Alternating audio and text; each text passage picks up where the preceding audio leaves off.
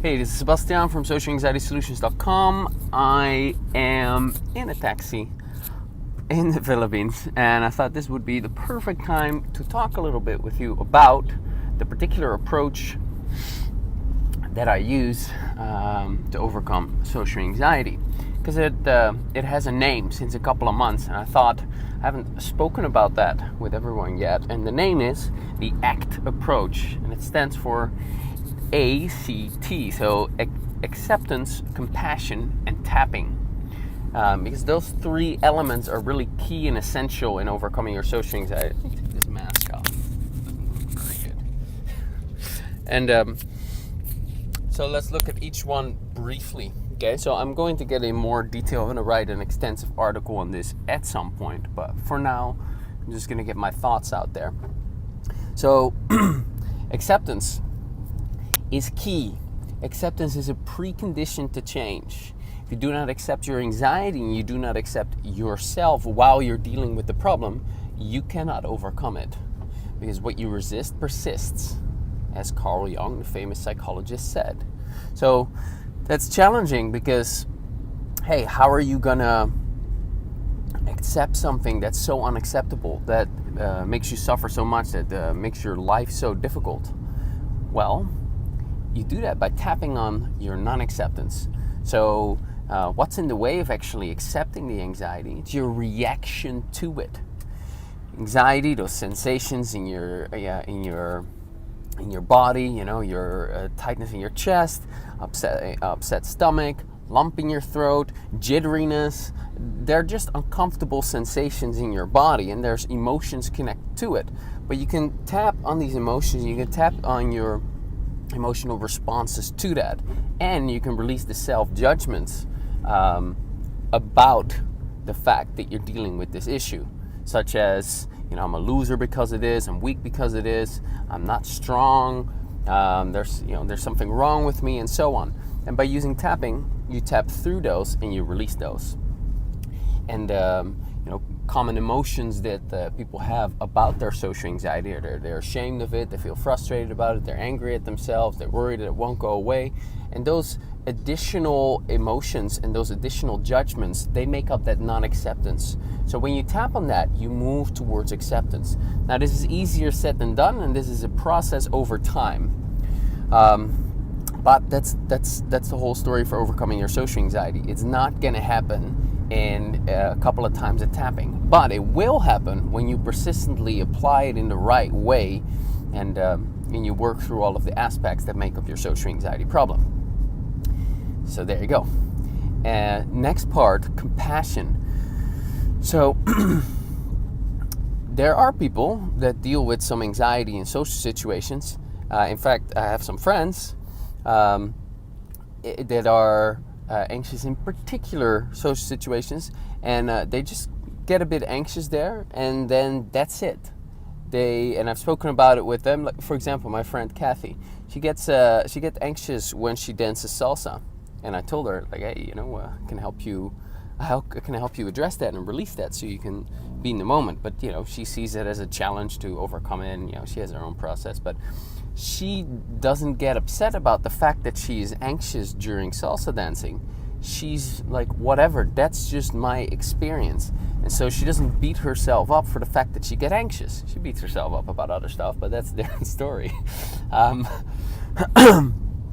so when you're dealing with social anxiety,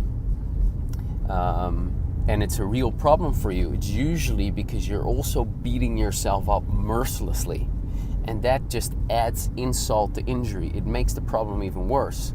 And what you need is compassion. And how could you be compassionate towards yourself?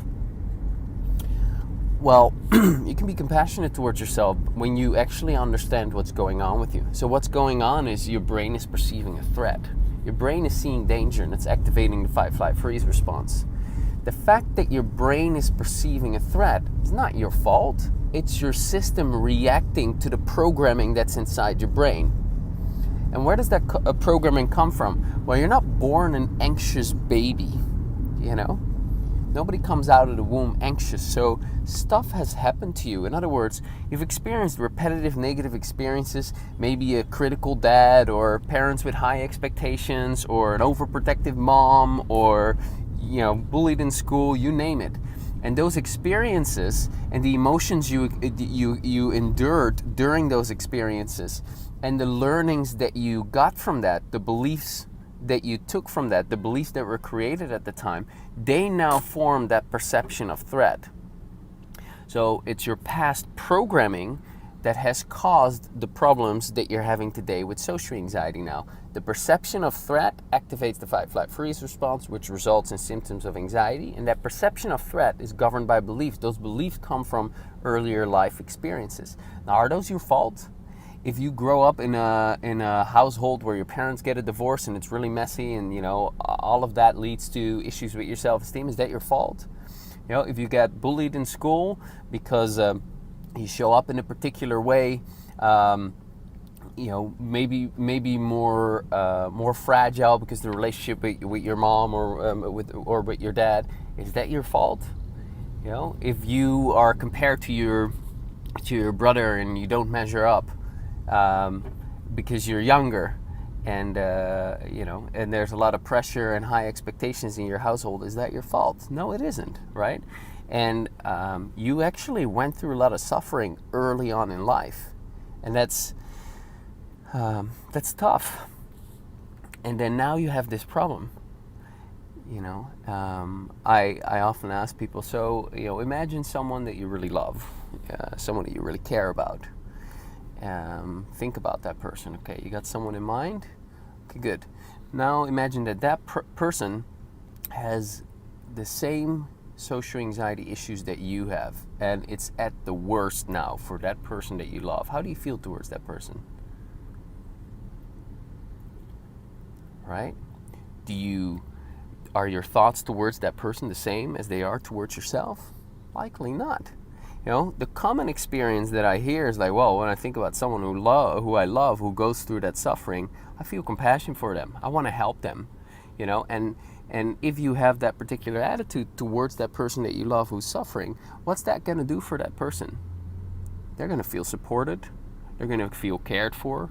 They're going to feel held. They're going to feel,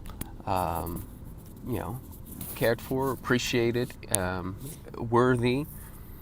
That's going to help with their anxiety. That's going to decrease their anxiety. And at the very least, it's not going to make it worse and blow it up.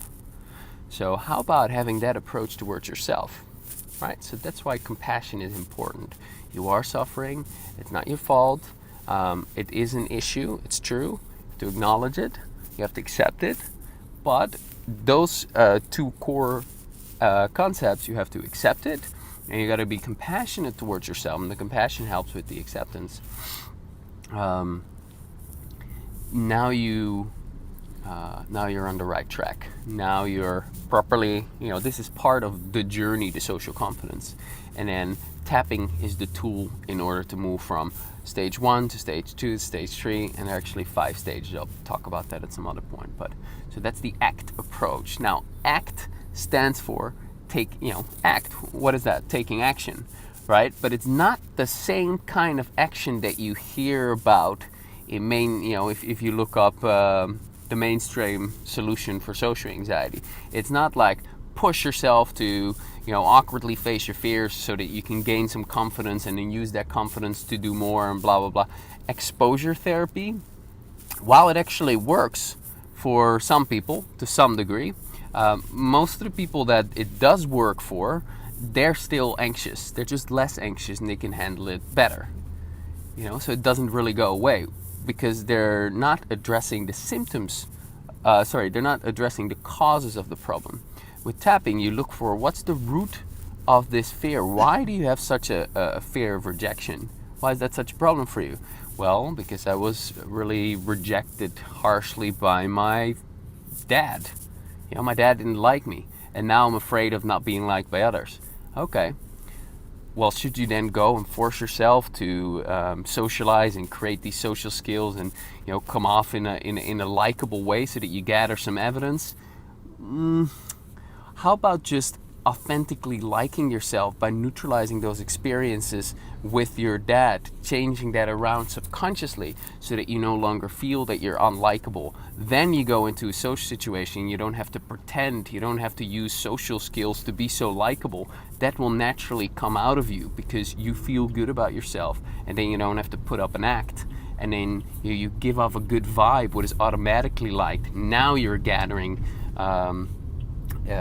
positive social experiences easily, effortlessly. That's what you're after. I talk about social confidence, but what it really is effortless social ease, which is just basically being yourself, feeling at ease, being you. So that's the ACT approach in a nutshell. I'm driving over a nice bridge now, so that should be a highlight. I think we're gonna call it off here. So hope this is helpful for you, and release videos like this every Thursday, and I will connect with you soon. Bye for now.